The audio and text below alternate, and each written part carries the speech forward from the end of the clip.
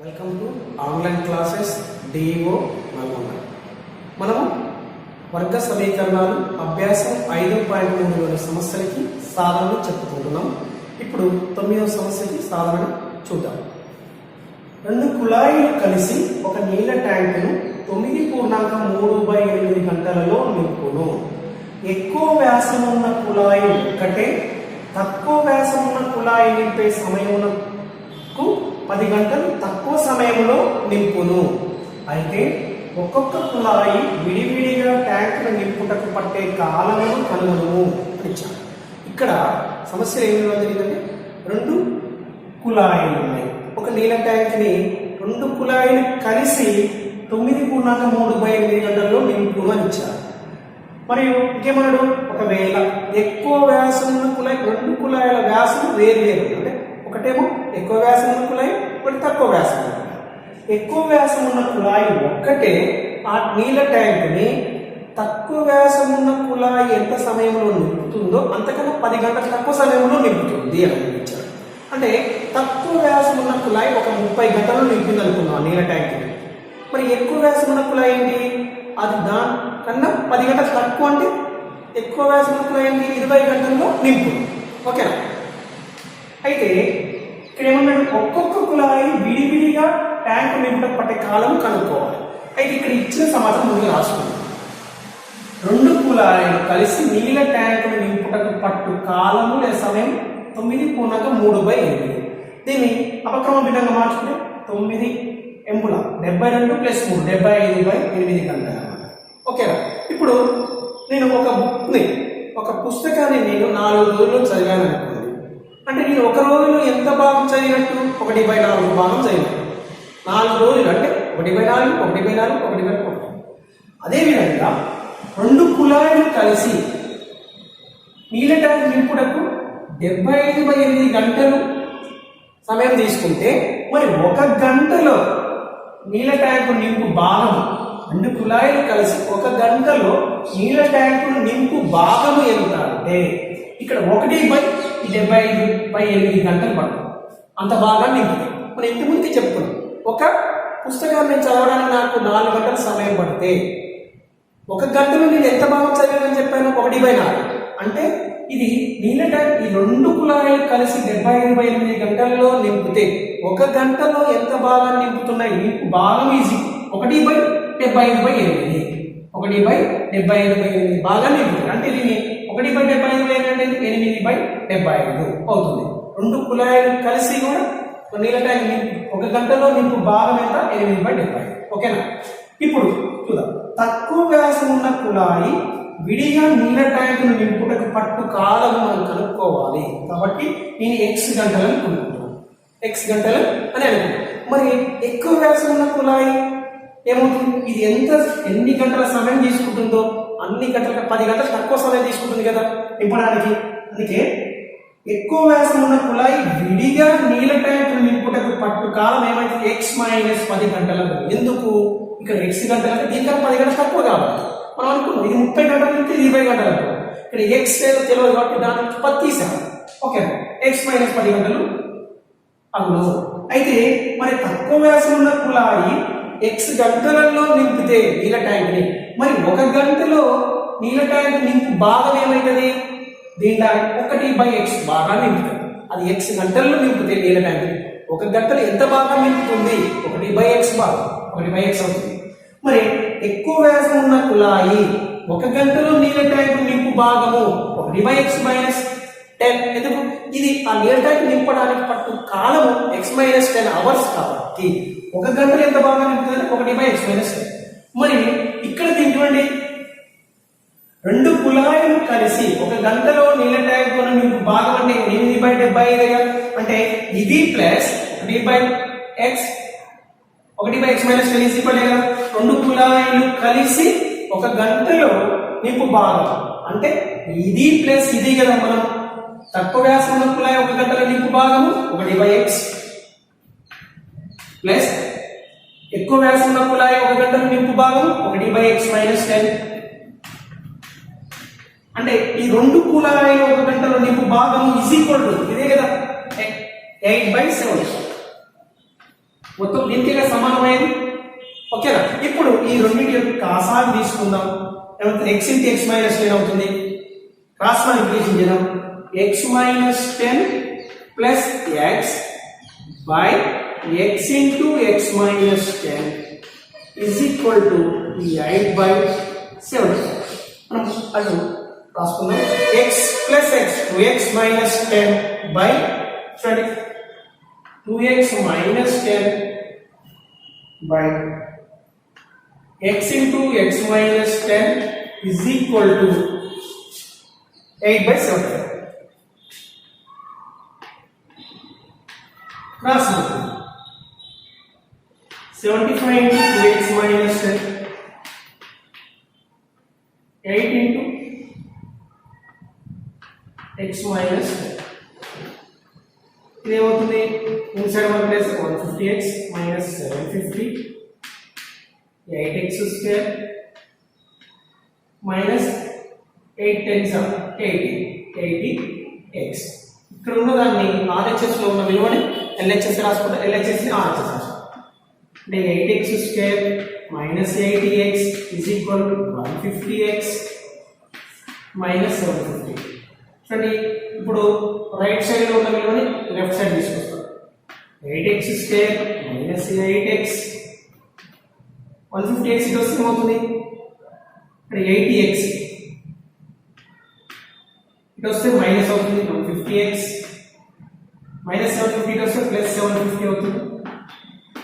ఈ మొత్తం ఇటు వచ్చింది కాబట్టి ఇక్కడ 0 అవుతుంది. Okay, 8x square minus 80x minus 150x ఏమవుతుంది? Minus 230x plus 750.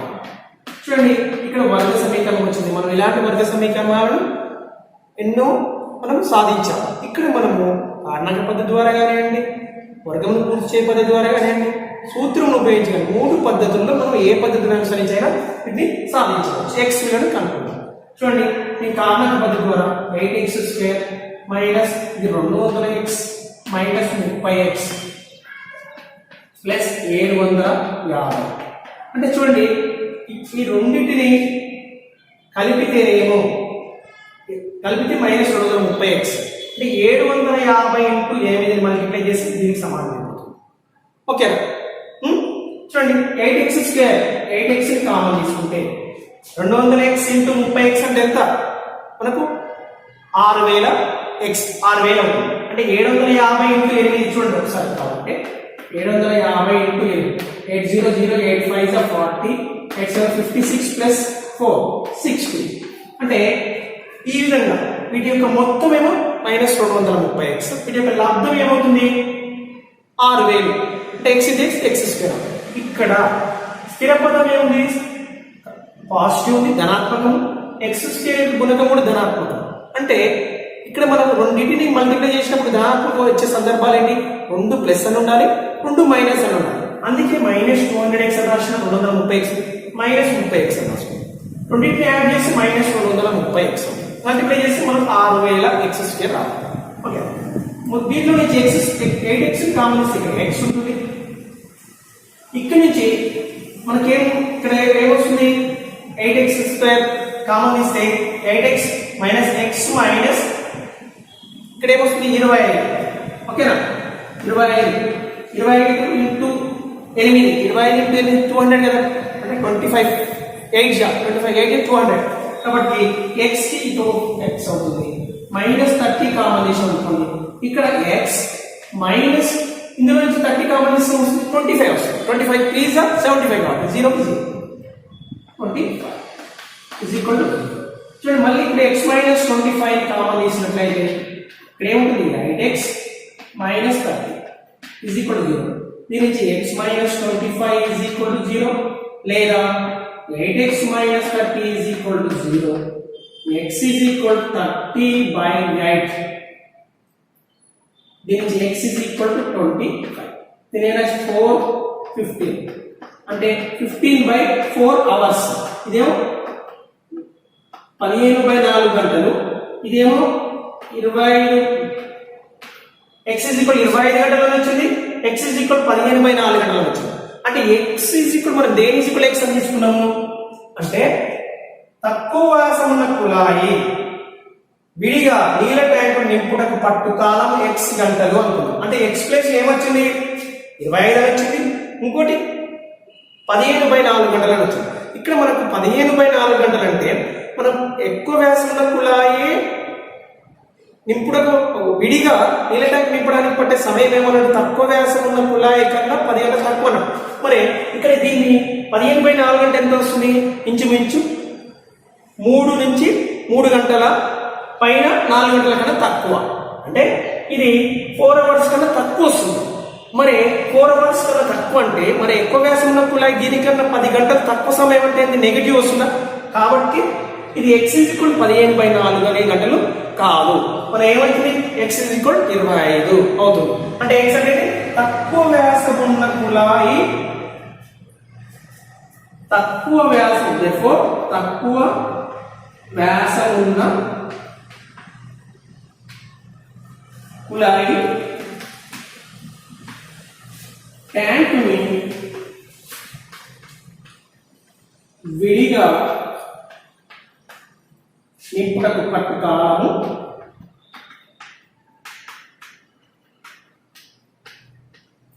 25 గంటలు. అయితే మరి ఎక్కువ వ్యాసం ఉన్న కుళాయి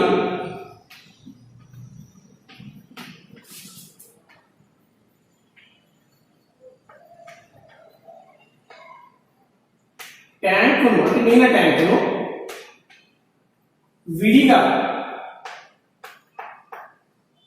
నింపుటకు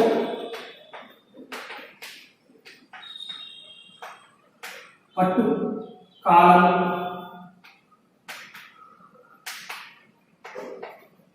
ఏమవుతుంది, దీనికన్నా 10 గంటలు తక్కువ కదా, అంటే 25 - 10 అంటే 15 గంటలు. 15 గంటలు ఎక్కువ వ్యాసం ఉన్న కుళాయి ఏమో 15 గంటలు నింపుతుంది, తక్కువ వ్యాసం ఉన్న కుళాయి ఏమో 25 గంటల్లో నింపుతుంది. 10వ సమస్య చాలా చూద్దాం. మైసూరు బెంగళూరు మధ్య 132 కిలోమీటర్ల దూరమును ప్రయాణించుటకు ఒక ఎక్స్ప్రెస్ రైలు ప్యాసింజర్ రైలు కంటే 1 గంట సమయం తక్కువ తీసుకుంటుంది. మధ్యలో ఆగే సమయాలను లెక్కలోకి తీసుకోవాలి, మధ్యలో ఆగే సమయాలను లెక్కలోకి తీసుకోవాలని బ్రాకెట్.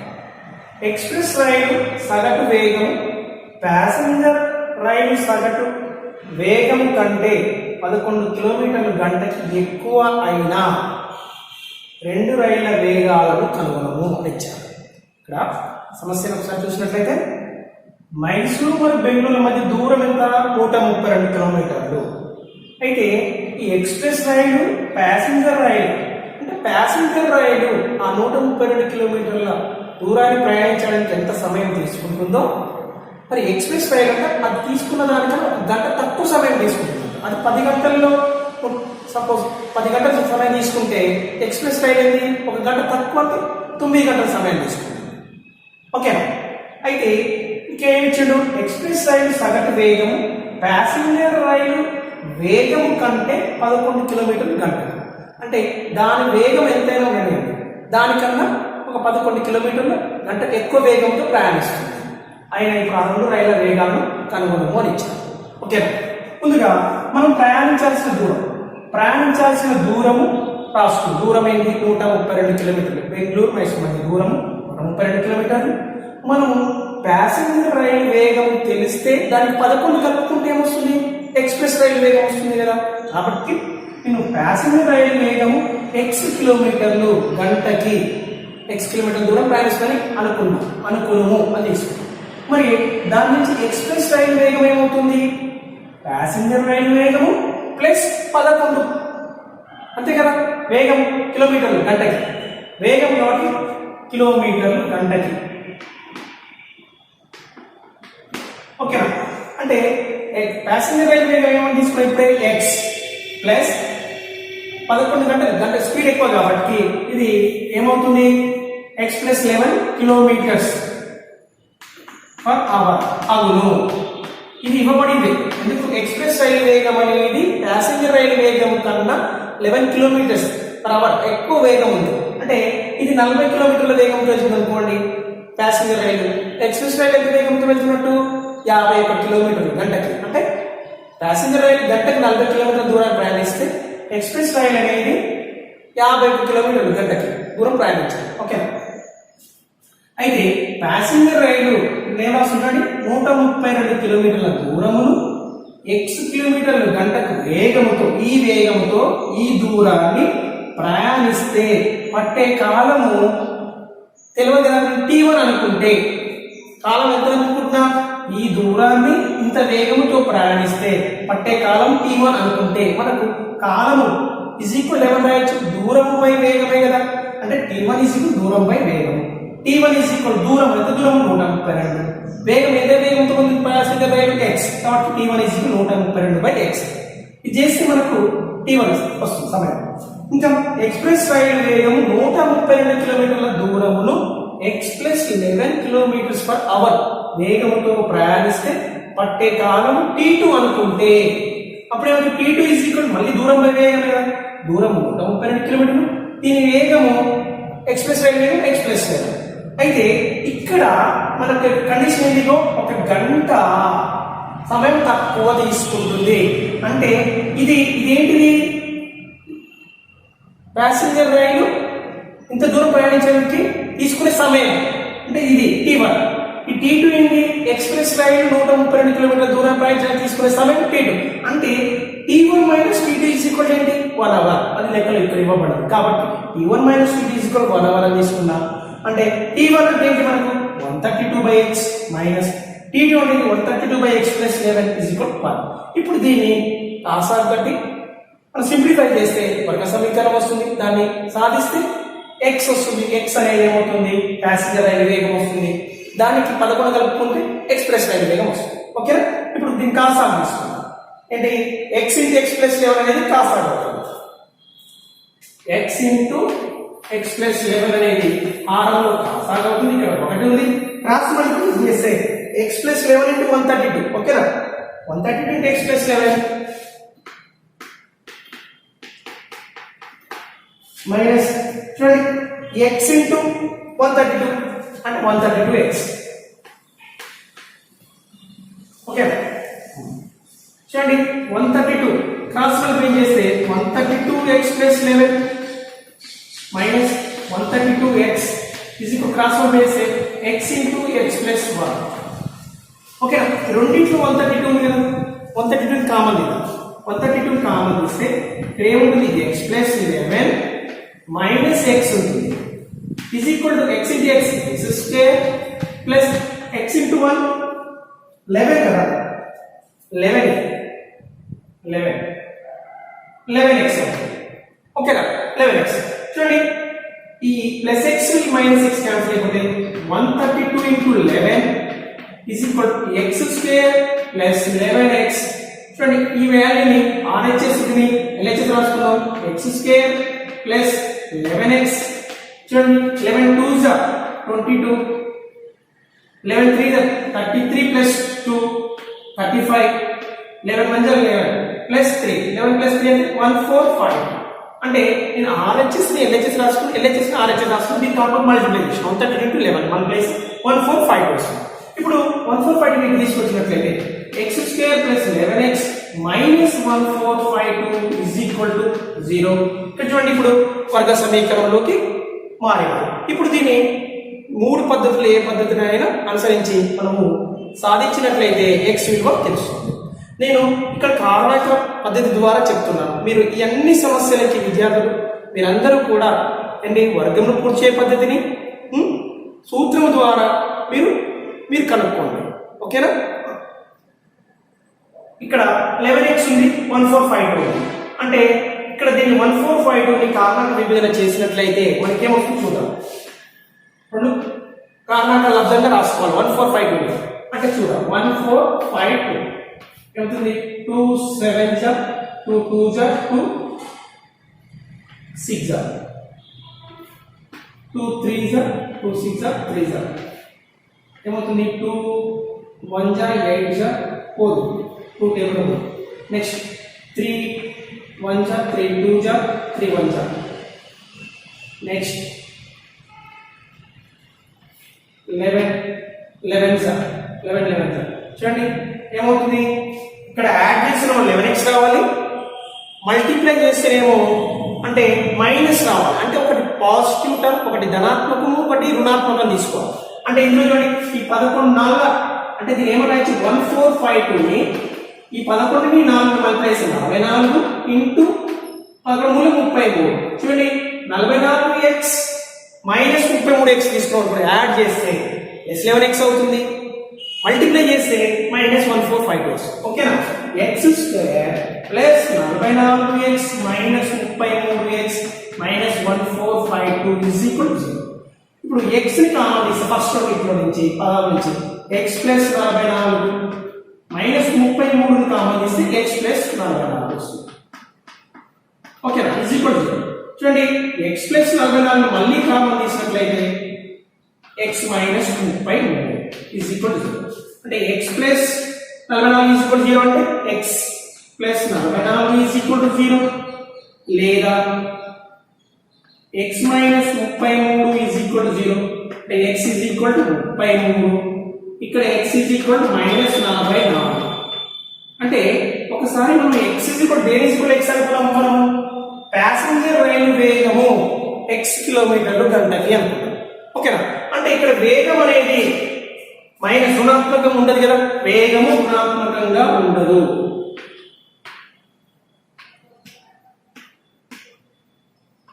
రుణాత్మకం కాదు కాబట్టి x is equal to minus 44 కాదు.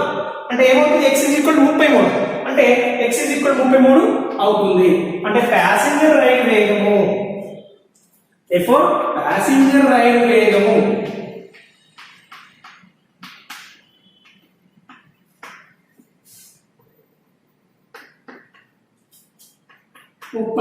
కిలోమీటర్లు గంటకి.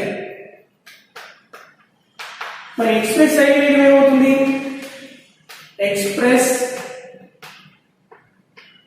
రైలు వేగము 33 ప్లస్ 11 అంటే 44 కిలోమీటర్లు గంటకి. ఓకే 11వ సమస్యకి సమాధానం చెప్పుకుందాం. రెండు చతురస్రాల వైశాల్యాల మొత్తం 468 చదరపు మీటర్లు. వాని అంటే ఆ రెండు చతురస్రాల చుట్టుకొలతల భేదం 24 మీటర్లు అయినా ఆ రెండు చతురస్రాల భుజాలను కనుగొనము అని ఇచ్చారు.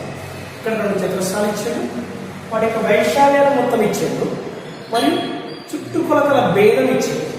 ఇచ్చి వాటి యొక్క చతురస్ర ఆ రెండు చతురస్ర భుజాలను కనుగొనము అంటారు. ఓకే ఇప్పుడు ముందుగా ఇచ్చిన సమాచారం రాసుకుందాం.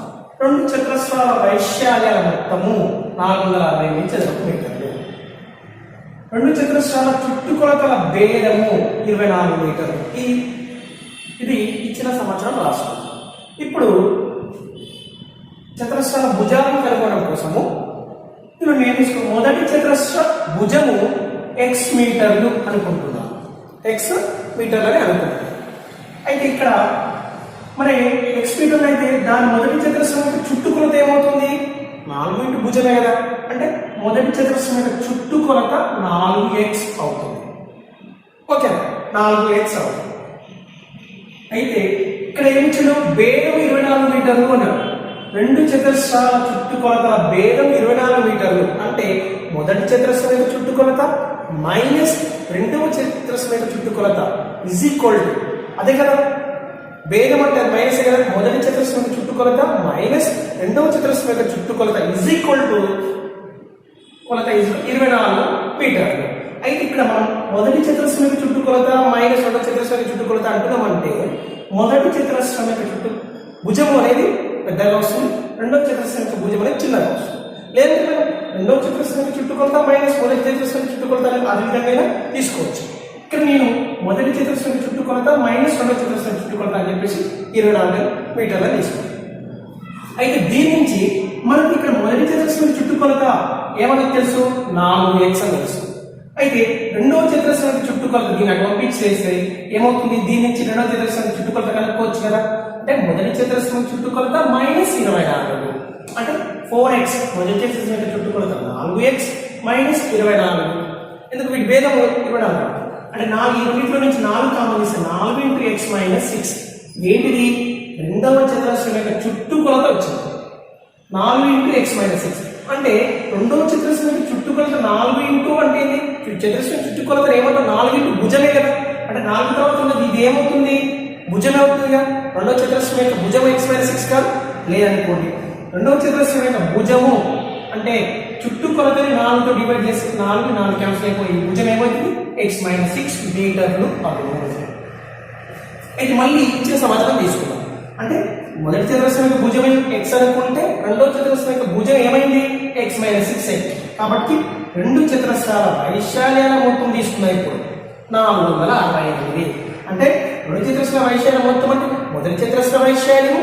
ప్లస్ రెండవ చతురస్ర వైశాల్యం ఈక్వల్ 468 అంటే మొదటి చతురస్ర వైశాల్యము ఏంటి భుజము స్క్వేర్ కదా ఆ భుజం ఏంటి ఎక్స్ స్క్వేర్ ప్లస్ రెండవ చతురస్రం యొక్క భుజం ఏంటి ఎక్స్ మైనస్ 6 భుజం కూడా కాబట్టి X minus 6 whole square is equal to ఏమవుతుంది 468 చదరపు 468 తీసుకుంటాం ఇప్పుడు దీన్ని విస్తరిద్దాం ఎక్స్ స్క్వేర్ ఎక్స్ మైనస్ 6 అంటే X square plus 6 square minus 2ab అంటే 12x అవుతుంది ఈజ్ ఈక్వల్ 468 చూడండి X square plus X square X square plus 6 square అంటే 36 36 అవుతుంది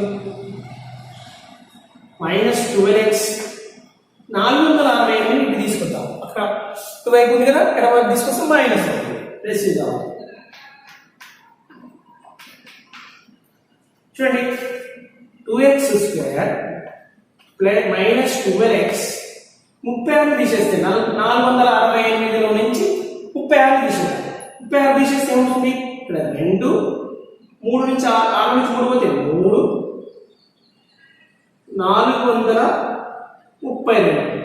మైనస్ 432 ఎందుకు ప్లస్ 36 మైనస్ 468 ఒకటి మైనస్ ఒకటి ప్లస్ ఉన్నప్పుడు తీసివేయాలి పెద్ద సంఖ్యకి ఏ గుర్తుంటే పెద్ద సంఖ్యకి ఏంటి తీసివేసినప్పుడు పెద్ద సంఖ్య 468 కాబట్టి దానికి మైనస్ గుర్తుంది కాబట్టి మైనస్ 430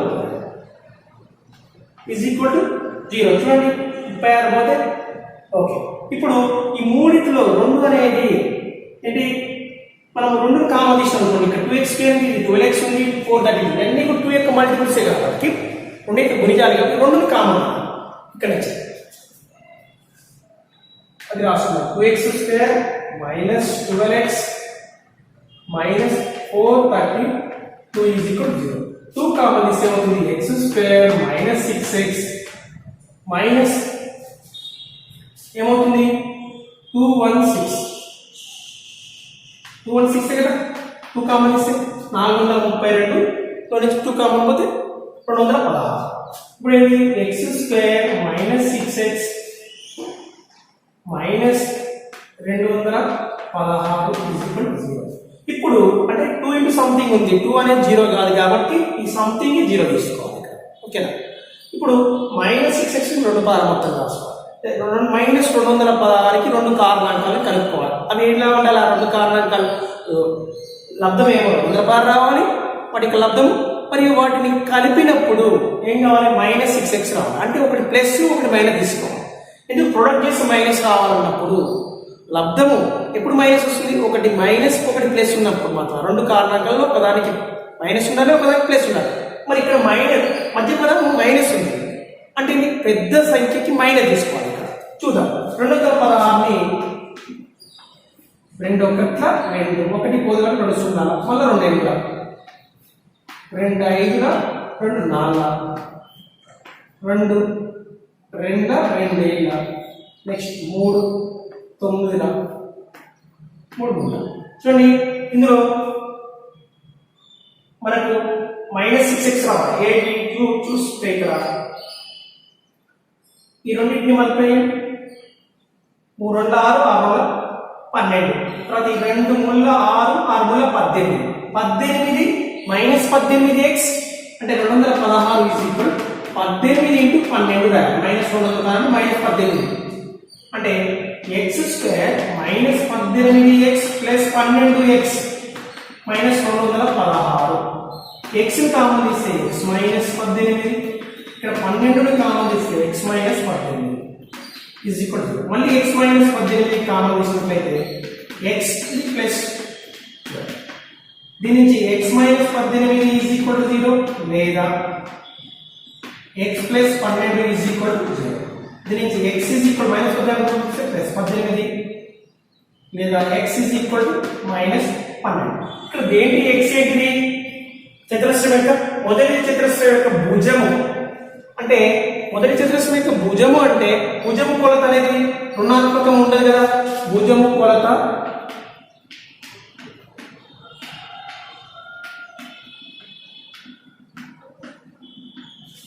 రుణాత్మకం కాదు, రుణాత్మకం కాదు. కాబట్టి ఎక్స్ ఈక్వల్ మైనస్ 12 తీసుకోరు. అంటే భుజం కొలత రుణాత్మకం కావాలంటే ఎక్స్ ఈక్వల్ 18. అంటే ఇది ఎక్స్ ఈక్వల్ 18 అంటే ఏంటది? మొదటి చతురస్రం యొక్క భుజము. therefore మొదటి చతురస్ర భుజము ఏమవుతుంది? మనం ఎక్స్ అనుకున్నాం కాబట్టి భుజము 18 మీటర్లు. రెండవ చతురస్రం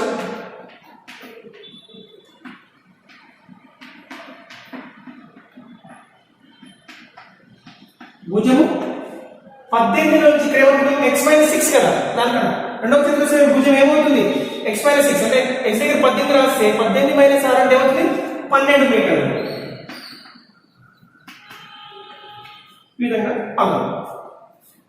ఓకే, థ్యాంక్ యూ.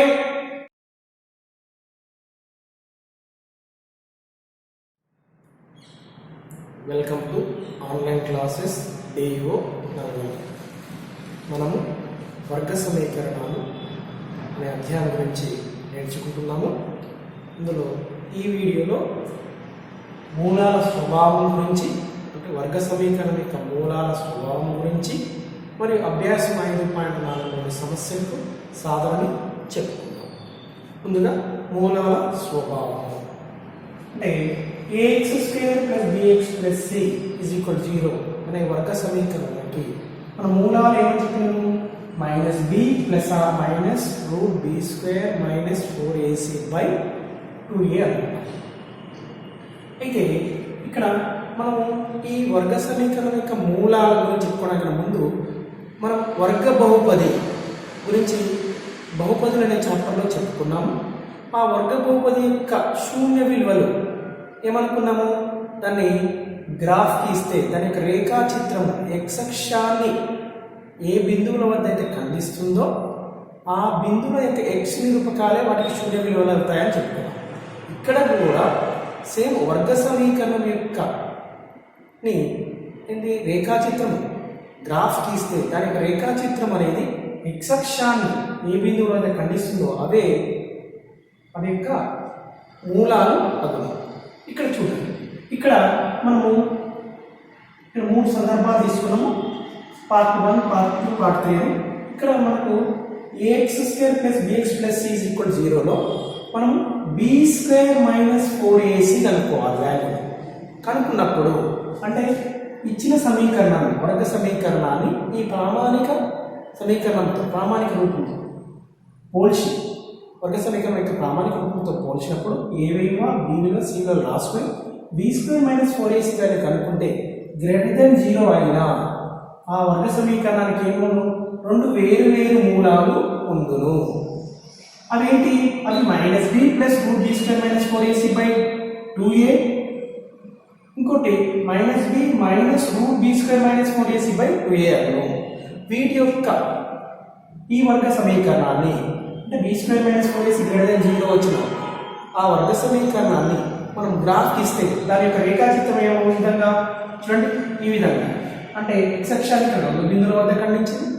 ఇక్కడ ఈ రూపంలో కానీ ఈ రూపంలో కానీ ఈ రూపంలో కానీ విధంగా వచ్చింది. అంటే ఈ బిందువు యొక్క ఎక్స్ నిరూపకాలు అనేది వీటికి ఈ వర్గ సమీకరణానికి మూలాలు. ఇక్కడ కూడా ఇది ఏంటిది? ఇక్కడ కాబట్టి ఈ బిందువు యొక్క ఎక్స్ నిరూపకాలు ప్రథమ నిరూపకాలని ఈ వర్గ సమీకరణానికి మూలాలు అగును. ఇది ఇక్కడ ఇది భాగం 1 పార్ట్ 1. అంటే b square minus 4ac greater than 0 అయితే మూలాలు వాస్తవాలు మరియు విభిన్నాలు. ఓకేనా friends, b square minus 4ac is equal 0 వచ్చింది అనుకున్నప్పుడు దాని విలువ అన్నప్పుడు ఇక్కడ చూడండి బి స్క్వేర్ మైనస్ 4ac విలువ ఇందులో 0 రాస్తే ఏమవుతుంది మైనస్ బి ప్లస్ రూట్ 0 అంటే 0 బై 2a. ఇక్కడ మైనస్ బి మైనస్ ఈ వాల్యూ 0 అంటే ఏమవుతుంది అంటే మైనస్ బి బై 2a. ఏమైతే b square minus 4ac is equal 0 అయినప్పుడు x ఈజ్ ఈక్వల్ మూలాలు minus b by 2a minus b by 2a. ఇక్కడ కూడా మూలాలు వాస్తవాలు మరియు సమానము. మూలాలు వాస్తవాలు అంటే వాస్తవ సంఖ్య సమానం. అంటే దాని యొక్క ఇలాంటి వర్గ b square minus 4ac is equal 0 వచ్చిన వర్గ సమీకరణ యొక్క గ్రాఫ్ గీస్తే దాని యొక్క రేఖాచిత్రం చూడండి. x అక్షాన్ని ఒక బిందువు వద్ద తాకుతుంది, టచ్ చేస్తుంది. చూడండి ఈ విధంగా కానివ్వండి లేదా ఈ విధంగా ఒక x అక్షం ఒక బిందువు వద్ద తాకుతుంది. అంటే ఈ విధంగా ఇచ్చినట్టు ఈ వర్గ సమీకరణానికి ఏంటి ఈ పటం చూసి మనం ఏం చెప్పొచ్చు, వీటికి సమాన మూలాలు ఉన్నాయి. B square minus 4ac is equal 0 అని చెప్పొచ్చు. ఓకేనా, ఇది నెక్స్ట్ ఇంకో సందర్భం పార్ట్ 3 భాగం 3. బి స్క్వేర్ మైనస్ 4ac విలువ లెస్ దాన్ 0 అంటే రుణాత్మకం వచ్చింది అనుకోండి, అంటే మైనస్ 0 కన్నా తక్కువ వచ్చింది. అప్పుడు అయిన మూలాలు వాస్తవాలు కావు, అంటే వాటికి వాస్తవ మూలాలు ఉండవు. అంటే ఎందుకు ఈ బి స్క్వేర్ మైనస్ 4ac విలువ లెస్ దాన్ 0 అంటే -2 అనుకున్నాం. ఇక్కడ రూట్లో -2 అయిపోతుంది. బి స్క్వేర్ ఈ మూలాలు కనుక్కోవడంలో minus b plus or minus root of b square minus 4ac దగ్గర మైనస్ రుణాత్మక విలువ తీసుకుంటే ఏమవుతుంది, అవి వాస్తవ సంఖ్య కాదు, అది ఏమవుతుంది సంకీర్ణ సంఖ్య అయితే. కాబట్టి ఇక్కడ b square minus 4ac less than 0 వచ్చిన వర్గ సమీకరణానికి వాస్తవ మూలాలు ఉండవు. అప్పుడు మూలాలు ఏంటివి సంకీర్ణ సంఖ్యలు. అలాంటి వర్గ సమీకరణాన్ని మనము గ్రాఫ్ గీస్తే దాని యొక్క రేఖాచిత్రం ఏంటి, ఈ విధంగా x అక్షాన్ని తాకకుండా పైవైపు ఈ విధంగా కానివ్వండి, ఈ విధంగా కానివ్వండి, ఈ విధంగా కానివ్వండి. అంటే ఈ ఫిగర్ చూడగానే మనము ఈ వర్గ సమీకరణానికి ఈ పటం చూడగా మనం ఏం చెప్పొచ్చు, ఈ పటం ఆధారంగా ఈ వర్గ సమీకరణానికి మూలాలు వాస్తవాలు కాదు, సంకీర్ణ సంఖ్యలు. మనం ఇక్కడ కూడా ఇది x అక్షం పైన, ఇది కూడా x అక్షం పైన. అంటే ఇక్కడ ఉన్న ఈ వర్గ సమీకరణానికి మూలాలు సంకీర్ణ సంఖ్యలు. దాని నుంచి ఇది చూడండి ఏంటి, b square minus 4ac value less than 0. ఈ వర్గ సమీకరణం యొక్క B square minus 4ac value ఏమై ఉండొచ్చు అని ఇవ్వచ్చు. అంటే అప్పుడు ఏముంది, రుణ విలువ ఏది ఉంటే అది తీసుకోవాలి ఆబ్జెక్టివ్ నుంచి.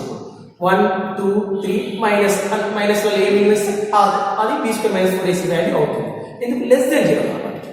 ఓకే, ఈ విధంగా టచ్ చేసినట్టు ఈ పటం ఇచ్చి దీని యొక్క బి స్క్వేర్ మైనస్ 4ac విలువ అంటే ఏం చెప్పాలి అంటే బి స్క్వేర్ మైనస్ 4ac విలువ ఏంటి 0 అవుతుంది.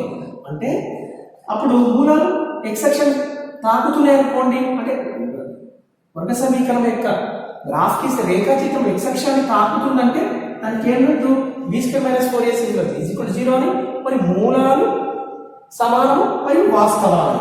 ఓకే, తర్వాత b square minus 4ac greater than 0 అయినా రెండు వేరు వాస్తవ మూలాలు ఉండవు, అయినా రెండు వేరు మూలాలు ఉండవు, అవేంటిది వాస్తవాలు.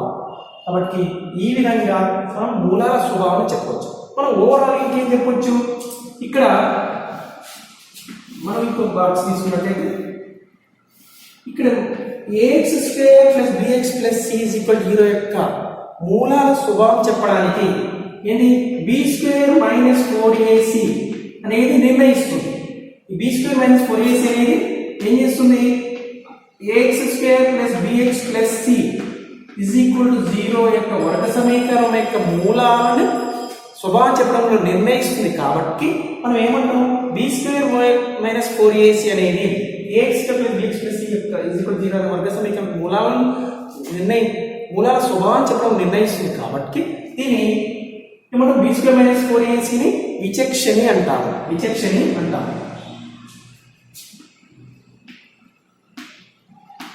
మూలాల స్వభావాన్ని నిర్ణయిస్తుంది.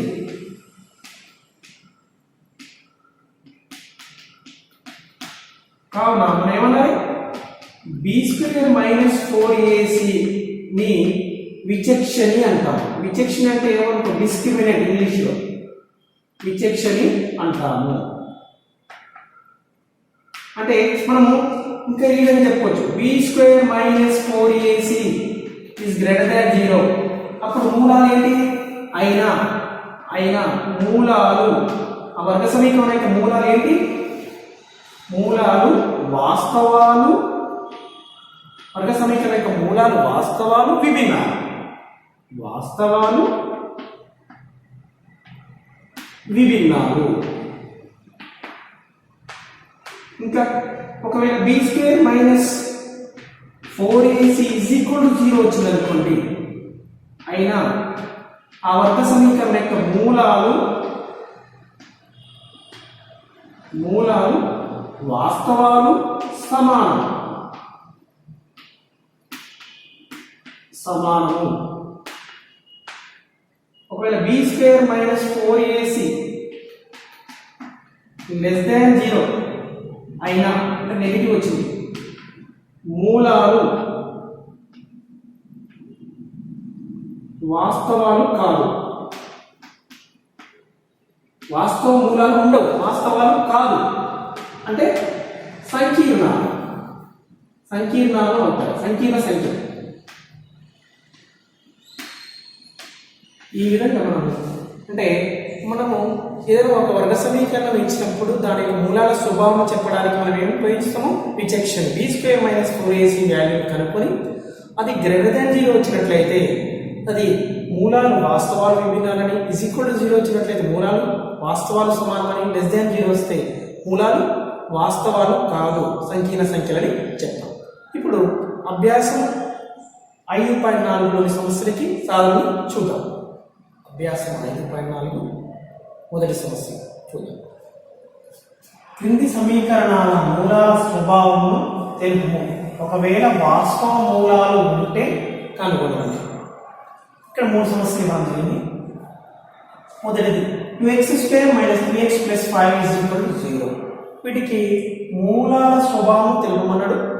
ఒకవేళ వాస్తవ మూలాలు ఉంటే కనుగొనము అన్నాడు. ఓకేనా? మనము ఇచ్చిన సమీకరణాన్ని ax² plus bx plus c is equal to 0తో పోల్చుదాం. ax² plus bx plus c is equal to 0తో పోల్చగా ఏమవుతుంది?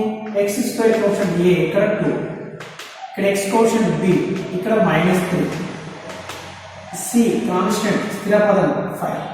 మనం ఏమని చెప్పుకున్నాము? మూలాల స్వభావాన్ని చెప్పడం కోసం b² మైనస్ 4ac ఆధారంగా చెప్తాం కాబట్టి మనం b² మైనస్ 4ac విచక్షణని కనుక్కుందాం. b² మైనస్ 4ac, b² అంటే -3కి స్క్వేర్, మైనస్ 4a అంటే 2, c అంటే 5. చూడండి, -3² అంటే -3 ఇంటూ -3 ప్లస్ 9. చూడండి, -4 2 జా 8, 8 5 జా 40, 4 2 8, 8 5 40. చూడండి, 9 మైనస్ 40, ఒకటి ప్లస్ ఉంది ఒకటి మైనస్ ఉంది, తీసివేయాలి. తీసేస్తే 31 వస్తుంది. కానీ పెద్ద సంఖ్యకి మైనస్ ఉంది కాబట్టి -31 తీసుకోవాలి. -31 అంటే ఇది లెస్ దాన్ 0 కదా, లెస్ దాన్ 0 అంటే therefore b² minus 4ac b² minus 4ac less than 0 రుణాత్మకం వచ్చింది. కాబట్టి ఈ ఇచ్చిన సమీకరణానికి మూలాలు వాస్తవ మూలాలు ఉండవు. therefore ఇచ్చిన సమీకరణానికి ఇచ్చిన 2x² minus 3x plus 5 is equal to 0కు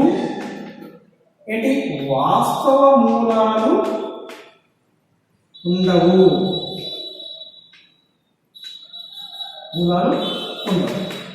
వాటికి కనుక్కోవాల్సిన అవసరం లేదు. మనకేంటి? వాస్తవ మూలాలు ఉంటే ఆ మూలాలు కనుక్కోమన్నాడు. రెండోది దీన్ని కూడా ax² plus bx plus c is equal to 0తో పోల్చితే ఏమవుతుంది? a is equal 3 x² quotient 3, b is equal to minus 4 into root 3 c స్థిర పదము 4 చూడండి అంటే మనం ఏంటి స్వభావం చెప్పడం కోసం b స్క్వేర్ మైనస్ 4ac కదా కనుక్కోవాల్సింది b square b is equal to what minus 4 root 3 whole square minus 4a is equal to 3 a is equal to 3 c is equal to 4 చూడండి minus 4 root 3 square అంటే minus 4 కి square root 3 కి square అంటే minus 4 square అంటే 16 minus 4 square అంటే 16 root 3 square అంటే 3 root కి square cancel 4 3 is 16 into 3 చూడండి 16 into 3 16 into 3 అంటే మనకి సేమ్ వాల్యూ వస్తుంది కదా 0 అంటే దట్ ఇస్ 48 minus 48 0 అంటే b square minus 4ac value 0 వచ్చింది ఇప్పుడు దీనికి ఈ సమీకరణ మూలాలు ఏంటి సమాన మూలాలు వాస్తవాలు మరియు సమానం అంటే b స్క్వేర్ మైనస్ 4ac 0 కావున therefore కావున ఇచ్చిన సమీకరణము ఇచ్చిన 3x square minus 4 into root 3x plus 4 is equal to 0 కు సమాన మూలాలు సమాన వాస్తవ మూలాలు ఉండును మరి అవేంటి అవి minus b by 2a comma minus b by 2a కాబట్టి అంటే minus b by 2a minus b by 2a అంటే మైనస్ ఆఫ్ మైనస్ అంటే minus of 4 into root 3 by minus b by 2a 2 into 3 అంటే 2 ఇది ఏమవుతుంది మైనస్ కి minus plus 4 root 3 by 2 into ఈ 3 ఏం రాసుకుందాం root 3 into root 3 అంటే 2 1 జా 2 2 జా ఒక root 3 కి ఒక root 3 క్యాన్సిల్ అయిపోయింది ఏముంది 2 by root 3 2 by root 3 అంటే ఆ సమాన మూలాలు ఏంటి 2 by root 3 ఇంకోటి కూడా 2 by root 3 సమాన మూలాలు అంటే ఒకసారి కనుక్కుంటే సరిపోతుంది మైనస్ b బై 2 ఒకసారి కనుక్కుంటే మరి ఇంకోటి కూడా మైనస్ b బై 2 కాబట్టి సమాన మూలాలు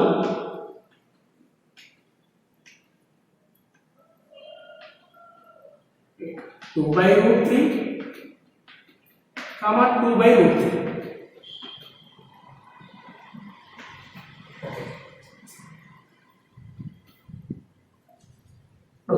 మూడో సమస్య 2x square minus 6x plus 3 is equal to 0 దీన్ని కూడా ax square plus bx plus c తో పోల్చినట్లయితే a is equal to 2 b is equal to minus 6 c is equal to 3 ఓకేనా ఇప్పుడు b square minus 4ac b square అంటే minus 6 square b square అంటే minus 6 square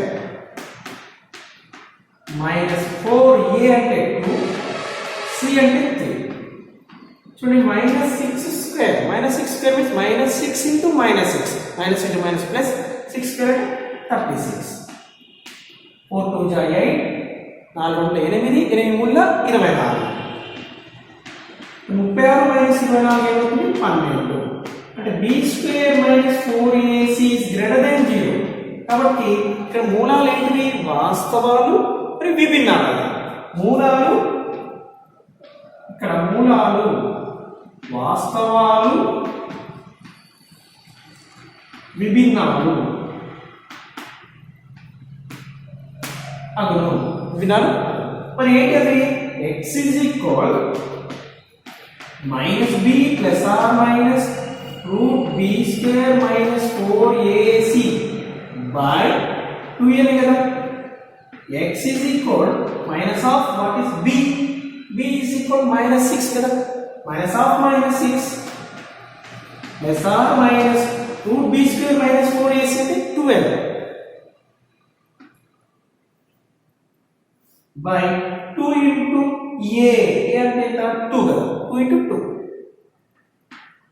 చూడండి minus 6 to minus plus 6 plus or minus root 12 ఏం రాసుకుందాం 4 into 3 4 3 जा √4 into √3 అని రాసుకుంటున్నాం by 2 into 2 అలానే వస్తుంది చూడండి 6 ప్లస్ ఆర్ మైనస్ ఈ 6 ని 2 into 3 అని రాస్తున్నాం ప్లస్ ఆర్ మైనస్ √4 అంటే 2 2√3 బై 2 into 2 లవంలో నేను రెండుని కామన్ చేస్తున్నాను రెండు కామన్ చేస్తే ఏమవుతుంది 3 ప్లస్ √3 ఉంటుంది లవంలో బై 2 into 2 అంటే ప్లస్ ఆర్ మైనస్ కదా ఇక్కడ ప్లస్ ఆర్ మైనస్ తీసుకుందాం ఒక 2 కి ఒక 2 క్యాన్సిల్ అయిపోతుంది మనకు ఆ విభిన్న మూలాలు ఏంటివి 3 ప్లస్ √3 బై 2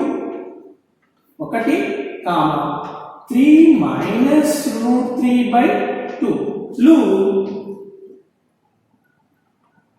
మూలాలు ఇచ్చిన సమీకరణానికి మూలాలు అగును 3 plus √3 by 2 comma 3 minus √3 by 2 లు మూలాలు అగును 2x² - 6x + 3 = 0 కు మూలాలు అగును రెండవ సమస్యను చూద్దాం క్రింది వర్గ సమీకరణాలకు రెండు సమాన వాస్తవ మూలాలు ఉంటే k విలువను కనుగొనము ఇక్కడ రెండు వర్గ సమీకరణాలు ఇవ్వడం జరిగింది ఒక దాంట్లో x కోషంట్ k అని ఇచ్చిండు కండిషన్ ఏంటి వీటికి సమాన వాస్తవ మూలాలు ఉన్నాయని చెప్పిండు ఇక్కడ కూడా x² కోషంట్ k మరియు స్థిర పదంలో కూడా k వస్తుంది ఇది మల్టిప్లై చేస్తే అయితే మనం k విలువను కనుగొనము అంటే మనము సమాన మూలాలు ఉంటే మనం ఏం తీసుకోవచ్చు b² - 4ac = 0 కదా విచక్షణ = 0 సమానం చేసుకోవాలి b² - 4ac = 0 అయినప్పుడు మాత్రమే ఈ వర్గ సమీకరణాలకు సమాన మూలాలు ఉంటాయని చెప్పుకున్నాం మూలాల స్వభావం ఓకేనా ఇప్పుడు దీన్ని ax² + bx + c తో = 0 తో పోల్చుదాం పోల్చినట్లయితే ఏమవుతుంది a = 2 b k x quotient c = 3 మనం విచక్షణ b² - 4ac b² అంటే వాల్యూ 0 కదా b² - 4ac = 0 గా సమాన మూలాలు ఉన్నప్పుడు విచక్షణ = 0 సమాన మూలాలు రాసుకుందాం సమాన మూలాలు కలవు కావున ఏం రాసుకున్నాం విచక్షణి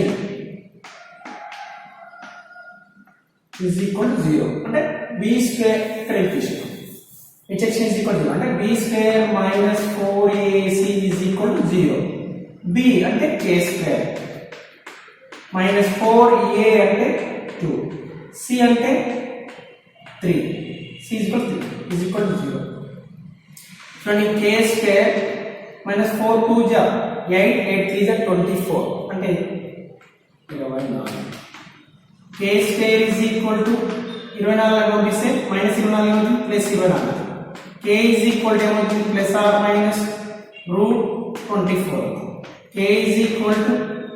k వాట్ దీని ఏమని రాయొచ్చు 4 into 6 సో k √4 ని ఏం రాసుకోవచ్చు √4 into √6 అంటే ఇది 2² కదా అంటే స్క్వేర్ రూట్ క్యాన్సిల్ అయ్యింది 2√6 అంటే k విలువ ఏంటి ప్లస్ ఆర్ మైనస్ 2√6 అగును మొదట ఇప్పుడు రెండోది ఇక్కడ మల్టిప్లై చేద్దాం kx into x kx²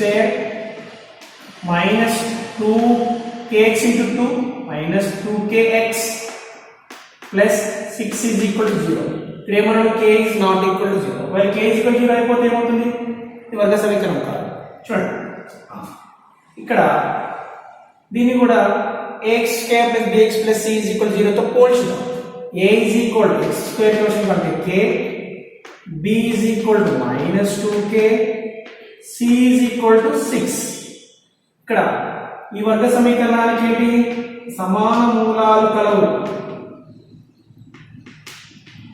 మనకు సమాన మూలాలు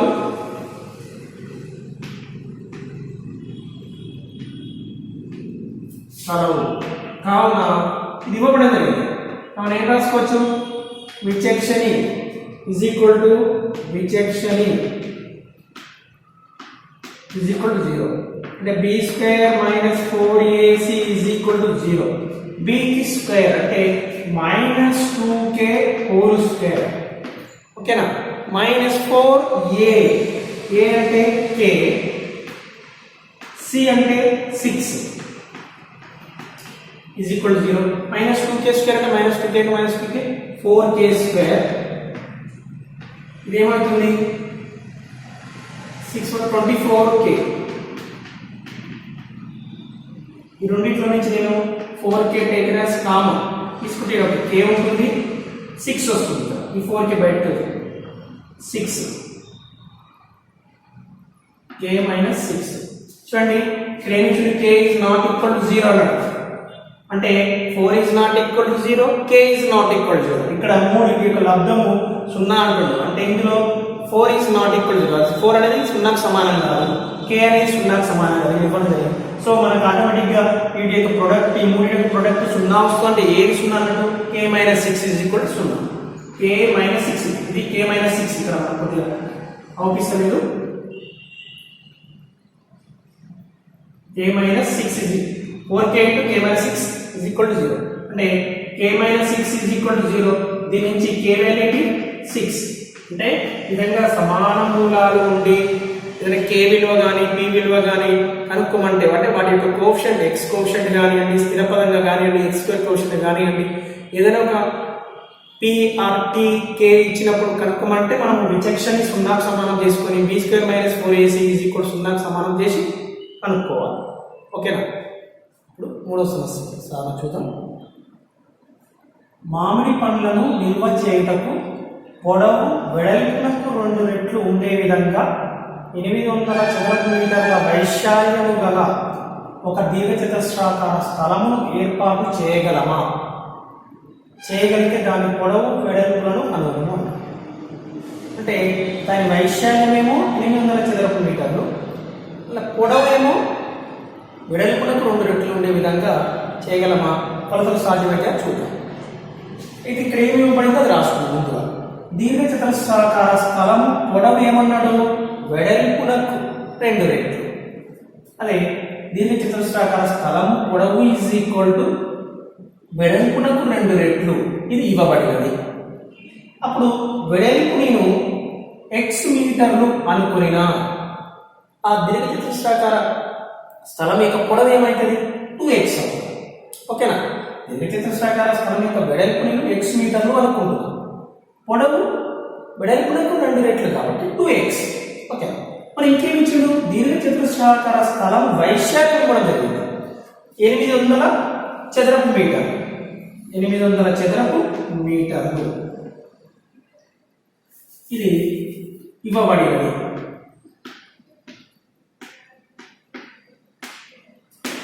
దీని నుంచి పొడవు వెడల్పులను కనుగొనము అని. అంటే మనకు దీర్ఘచతురస్రాకారము, దీర్ఘచతురస్రం యొక్క వైశాల్యం మనం ఏమో రాసుకుంటాం? పొడవు ఇంటూ వెడల్పు కదా. అంటే పొడవు పొడవు ఇంటూ వెడల్పు ఈజ్ ఈక్వల్ టు 800. ఓకేనా? ఇక్కడ పొడవు ఏంటి? 2x, వెడల్పు x అవుతుంది. Is equal to 8. చూడండి 2x ఇంటూ x ఏమో x ఇంటూ x స్క్వేర్ అవుతుంది. అంటే 2x into x 2x square is equal to 800. x square is equal to 2 ని చూపిస్తే 800 బై 2. 2 1 జా 2, 4 జా 2 డబుల్. అంటే x square is equal to 400 వచ్చింది. x square is equal to 400. అంటే 400 అనేది ఏంటిది? 20 కి స్క్వేర్ కదా. సో ఏమవుతుంది? లేదంటే ఇరువైపులా మనం వర్గమూలం తీసుకుంటే ఏమవుతుంది? x is equal to plus or minus 20. అంటే ఇక్కడ దీన్ని ఏమని రాయొచ్చు అంటే ప్లస్ ఆర్ 400 ఏమని రాయొచ్చు? Plus or minus 20 whole square. Plus or minus 20 whole square. అప్పుడు స్క్వేర్ రూట్ తీసుకోండి. స్క్వేర్ రూట్ తీసుకుని ఇక్కడ ఉన్న స్క్వేర్ కి ఇక్కడ ఉన్న స్క్వేర్ కి క్యాన్సిల్ అయితే x is equal plus or minus 20 వస్తుంది. అంటే ఇక్కడ x అనేది ఏంటిది? దీర్ఘచతురస్రాకార స్థలము యొక్క వెడల్పు. మరి వెడల్పు అనేది రుణాత్మకంగా ఉండదు కదా. కొలత అంటే బ్రాకెట్లో వెడల్పు రుణాత్మకము కాదు.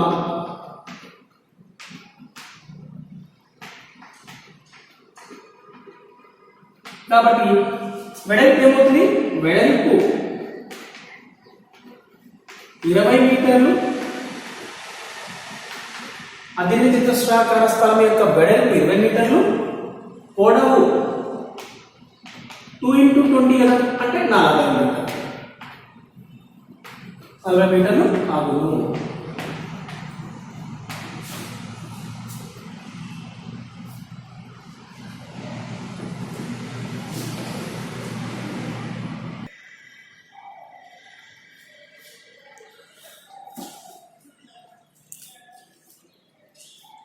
ఇప్పుడు 4వ సమస్య చూద్దాం.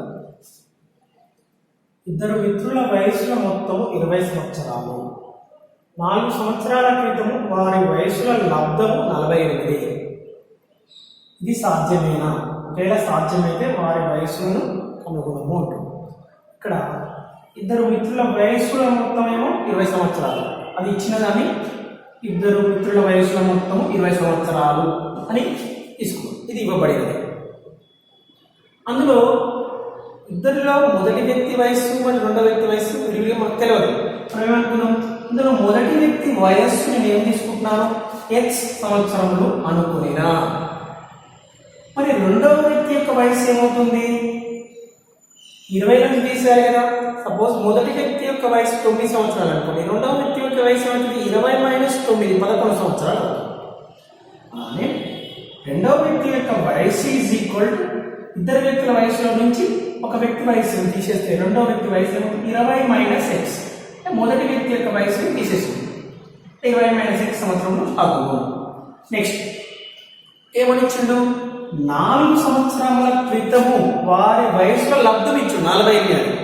అంటే మరి 4 సంవత్సరాల క్రితము మొదటి వ్యక్తి యొక్క వయసు ఏమవుతుంది? మన మొదటి వ్యక్తి యొక్క వయసు x సంవత్సరాలు అనుకోండి.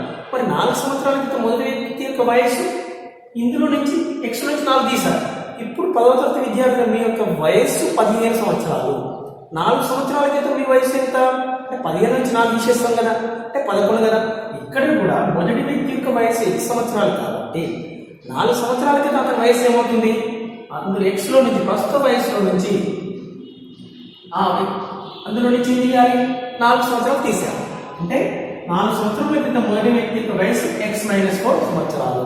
మరి అప్పుడు 4 సంవత్సరాల క్రితం రెండవ వ్యక్తి యొక్క వయసు ఏమవుతుంది?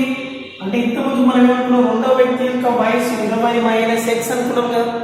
20 - x అందులో నుంచి 4 తీశారు. అంటే 20 నుంచి 4 పోతే 16 - x సంవత్సరాలు అవుతుంది. ఇది మొదటి వ్యక్తి యొక్క 4 సంవత్సరాల క్రితం మొదటి వ్యక్తి వయసు x - 4 సంవత్సరాలు, రెండవ వ్యక్తి యొక్క వయసు 16 - x సంవత్సరాలు. అంటే మరి ఇంకోటి ఏమి ఇవ్వడం జరిగింది? ఇంకా 4 సంవత్సరముల క్రితము ఇద్దరు మిత్రుల వయసులో లబ్ధం ఇచ్చాడు 45 సంవత్సరాలు. అంటే ఈ x - 4 16 - x వీటి యొక్క లబ్ధము 48. అంతే కదా, అదే కదా తీసుకోవాల్సింది. మొదటి వ్యక్తి యొక్క 4 సంవత్సరాల క్రితం మొదటి వ్యక్తి వయసు x - 4, రెండవ వ్యక్తి యొక్క వయసు 16 - x వీటి యొక్క లబ్ధము 48. కాబట్టి x × 16x అవుతుంది. x × -x -x స్క్వేర్ అవుతుంది. -4x ప్లస్ 4x అవుతుంది ఈజ్ ఈక్వల్ టు 48. చూడండి ఈ మొత్తము కూడి, ఇది మొత్తాన్ని కూడి రైట్ సైడ్ రాద్దాం, దీన్ని లెఫ్ట్ సైడ్ రాద్దాం. ఎడమ వైపు కుడి వైపు రాస్తాం. 16x -x స్క్వేర్ని ఎడమ వైపు ఉన్నదాన్ని కుడి వైపు రాస్తాం. -x square as it is. 16x plus 4x 20x అవుతుంది. -64. ఇప్పుడు కుడివైపు ఉన్న విలువలన్నింటినీ ఎడమ వైపు తీసుకొస్తే ఇప్పుడు గుర్తు మారుతుంది. ఓకేనా? -x స్క్వేర్ వస్తే +x స్క్వేర్ అవుతుంది. 20x ఇటు వస్తే అవుతుంది -20x అవుతుంది. -64 వస్తే +64 +40 ఇజ్ ఈక్వల్ టు చూడండి x స్క్వేర్ -20x ఇదేమవుతుంది 112 అవుతుంది. 4 ప్లస్ 8 12, 6 ప్లస్ 4 10, అంటే 112. ఓకేనా? ఇప్పుడు మరి x square minus 20x plus 112 అనే వర్గ సమీకరణం వచ్చింది. మరి దీనికి మనం మూలాలు కనుక్కుందాం. b స్క్వేర్ మైనస్ 4ac ఇది సాధ్యమేనా అన్నాడు. b స్క్వేర్ మైనస్ 4ac వాల్యూని చూద్దాం, కనుక్కొని చూద్దాం. b ఇక్కడ a is equal to 1, b is equal to minus 20, c is equal to 112. ఓకేనా? b స్క్వేర్ మైనస్ 4ac ఇక్కడ సైడ్ కనుక్కుందాం. b square minus 4ac, b square అంటే మైనస్ 20 కి స్క్వేర్, 4a 4 into a అంటే 1, c అంటే 112, minus 20 square అంటే minus 20 into minus 20 400 minus 4 అంటే 4 112 4 100 400 12 70 448 అవుతుంది. ఓకేనా? ఇది minus 48 వచ్చింది అంటే లెస్ దెన్ 0 కదా. అంటే b square minus 4ac, therefore b square minus 4ac less than 0 వచ్చింది. అంటే మూలాలు వాస్తవాలు కాదు. అంటే ఈ విధంగా ఇది సాధ్యమేనా అంటే ఇది సాధ్యము కాదు, ఇది సాధ్యము కాదు. అంటే సాధ్యం కాదంటే సాధ్యమేనా అడిగింది. అంటే b square minus 4ac less than 0 కాబట్టి వాస్తవ మూలాలు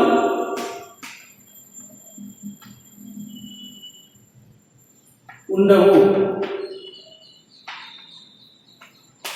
వాస్తవ మూలాలు ఉండవు, వాస్తవ మూలాలు ఉండవు, ఇది సాధ్యం కాదు. చివరిది 5వ సమస్య చూద్దాం. చుట్టుకొలత 80 మీటర్లు, వైశాల్యం 400 చదరపు మీటర్లు ఉన్నట్లు ఒక దీర్ఘచతురస్రాకార పార్కును తయారు చేయగలమా? చేయగలిగితే దాని పొడవు వెడల్పులను కనుగొనము, దీనిపై మీ అభిప్రాయాన్ని తెలపండి. అంటే చుట్టుకొలత ఎలా ఉండాలి? మనం ఒక పార్క్ని తయారు చేయాలనుకుంటున్నాము, ఆ పార్క్ యొక్క చుట్టుకొలత ఎలా ఉండాలంట అంటే దీర్ఘచతురస్రాకార పార్క్ చుట్టుకొలత 80 మీటర్లు మరియు వైశాల్యం 400 చదరపు మీటర్లు ఉండాలి. అంటే ఇచ్చిన సమాచారం రాసుకో. దీర్ఘచతురస్రాకార పార్క్ చుట్టుకొలత 80 మీటర్లు. మరి దీర్ఘచతురస్రాకారం అనగానే చుట్టుకొలత అంటే 2 ఇంటూ పొడవు ప్లస్ వెడల్పు ఈజ్ ఈక్వల్ 80. ఈ 2ని పంపిస్తే ఏమవుతుంది? 80ని భాగిస్తుంది 40. పొడవు ప్లస్ వెడల్పు 40. ఓకే. మరి పొడవు x మీటర్లు అనుకుంటే దీంట్లో వెడల్పు ఏమవుతుంది? 40 మైనస్ x అవుతుంది. ఓకేనా? ఆ కొలతలు కనుక్కోవాలి, పొడవు వెడల్పు కనుక్కోవాలి. కాబట్టి పొడవు x మీటర్లు అనుకున్నా వెడల్పు ఏమవుతుంది? పొడవు ప్లస్ వెడల్పు 40 అన్నప్పుడు పొడవు x అనుకుంటే వెడల్పు 40 మైనస్ x మీటర్లు అవుతుంది. మరి దీర్ఘచతురస్రాకార పార్క్ వైశాల్యం ఏమిచ్చాడు? 400 చదరపు మీటర్లు. అంటే వైశాల్యం అంటే పొడవు ఇంటూ వెడల్పే కదా 400. అంటే ఇక్కడ పొడవు ఏమనుకున్నాం? x అనుకున్నాం, వెడల్పు 40 minus x is equal to 400. Multiply చేస్తే 40x minus x square is equal to 400.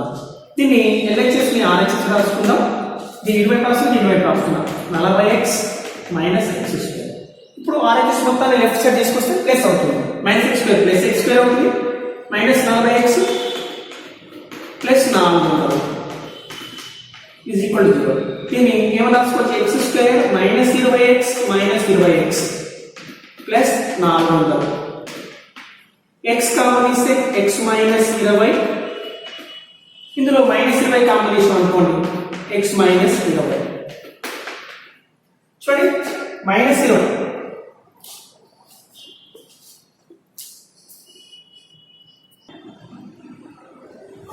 ఇక్కడ x square minus 40x plus 400 is equal to 0 లో ఇక్కడ 400 ని రెండు సమాన కారణాంకాల లబ్ధంగా రాసుకోవాలి. అంటే ఇక్కడ మల్టిప్లై చేసినేమో 400, ఇక్కడ మనకు మధ్య మధ్యలో మైనస్ 40x ఉంది. అంటే యాడ్ చేస్తేనేమో మైనస్ 40 రావాలి, ప్రొడక్ట్ 400 కావాలి. కాబట్టి నేను ఏం తీసుకున్నాను? ఇక్కడ x square minus 40x minus 20x minus 20x plus 400 is equal to 0 అని రాస్తాను. ఇందులో నుంచి x ఫస్ట్ రెండు పదాల నుంచి x కామన్ x మైనస్ 20 మళ్ళీ ఈ చివరి నుంచి -20 కామన్ x -20 0. ఓకేనా? ఇప్పుడు x -20 మళ్ళీ కామన్ తీస్తే x -20 0. ఇక్కడ నుంచి x -20 ఇంటూ x -20 0. x -20 0 లేదా x -20 0. x 20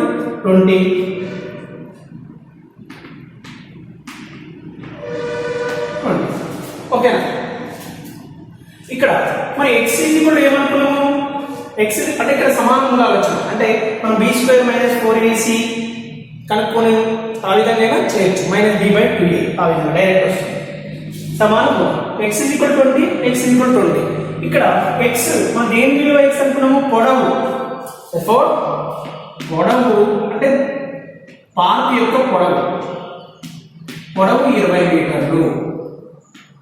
మరి వెడల్పు ఏమవుతుంది? 40 - x కదా. దీని నుంచి వెడల్పు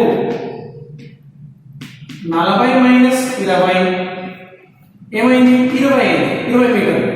ఇక్కడ చూడండి, ఆ దీర్ఘచతురస్రాకార పార్కులో ని తయారు చేయగలమా అన్నాడు. అంటే ఆ దీర్ఘచతురస్రాకార పార్క్ యొక్క పొడవు వెడల్పు సమానమైనది. కొలతలు కనుక్కోమన్నాడు. చేయగలిగి దాని పొడవు వెడల్పు కనుక్కోమంటే మనకు పొడవేమో 20 మీటర్లు వచ్చింది, వెడల్పు ఏమో 20 మీటర్లు వచ్చింది. అంటే ఆ పార్క్ ఈ కొలతలతో అంటే 80 మీటర్ల చుట్టుకొలత, వైశాల్యం 400 చదరపు మీటర్లు ఉండేటట్లు చేసే పార్క్ అనేది ఏమవుతుంది? దీర్ఘచతురస్రాకారంలో కాకుండా చతురస్రాకారంలో ఉండును. ఆ పార్క్